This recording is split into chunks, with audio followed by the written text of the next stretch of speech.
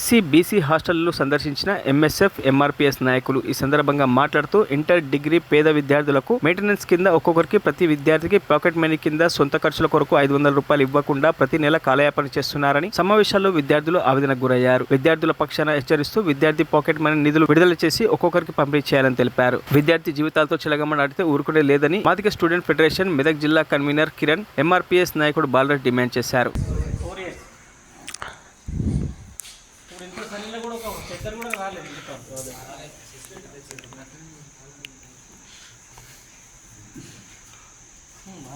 మీరు ఇప్పుడు మీకు రావాల్సింది మీకు చదువుకోవడానికి ఉండాల్సిన సౌకర్యాలు మీరు అడగాల్సిన హక్కు పరంగా ఉన్నట్టు ఇప్పుడు వాడని కారణం మీరు పదే అడగాలి.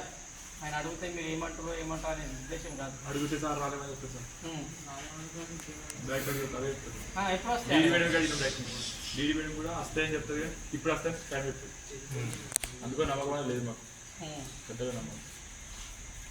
మీ లెక్క చాలా మంది చెప్పారు రేపే రోజు పాకెట్ మనీ కోసం మాట్లాడుతారు, ఎవరి మీద నమ్మకం లేదు. ఇప్పుడు మీ మీద కూడా లేదు. నిజమన్నా మేము కూడా రేపు మీకు అన్ని ఇప్పిస్తాము. అంటే మీకు దక్కాల్సిన అంతే కదా. ఇప్పుడు ప్రతి ఒక్కరు వచ్చి ఫోటో చాలా మంది ఇప్పుడు నీకున్న అసహనానికి అర్థం ఉన్నది, కానీ మా జేబుల నుంచి మా చేతి నుంచి లేదు కదా. ఇప్పుడు మేము ఒక ఆర్గనైజేషన్ ఉన్నామంటే నువ్వు చెప్పిందా మాట.